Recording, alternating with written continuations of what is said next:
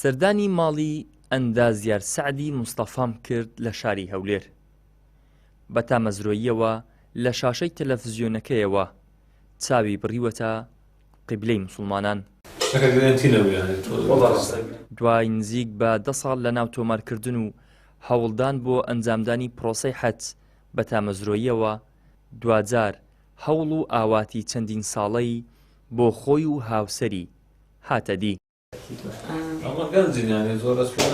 ئەندازیار سەعدی بڕی 14 ملیۆن و 200,000 دیناری وەک پێشەکی بۆ پرۆسەکە داوە کە بڕیار بوو گەشتەکان بە فڕۆکە ئەنجام بدرێن، بەڵام ئێستا سەرجەمی گەشتە ئاسمانیەکان وەستێنراوە.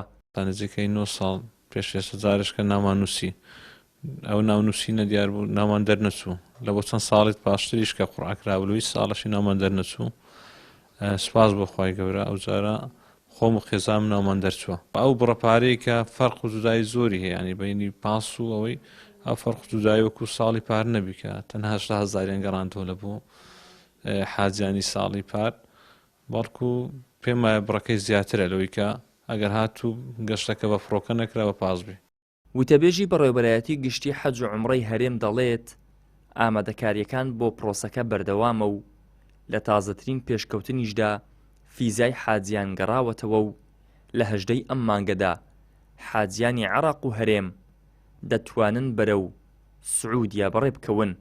تا ئەو ساتێک کە ئێستا قسە دەکەم پرۆسەی حەج ڕانەوەستاوە و ئیشوکارەکان دەکرێتن و لە 18ی چوارەوە بەپێی ئەو تاریخی بۆ هەرێمی کوردستان و عێراق دانراوە ڤیزای حەج چالاک دەبێتن بۆ ئەو کەسانێک کە لێرە ڤیزان وەرگرتووە کە بۆ ئەم ساڵ دەچنە حەج ڤیزان چالاک دەبێتن و دەتوانن بچنە سعودیا. بەر لە ڕوودانی بارودۆخی جەنگ دەبوو لە 7 مانگی پێنج حاجیان بە ڕێگەی فڕۆکە سەفەرەکە ئەنجام بدەن.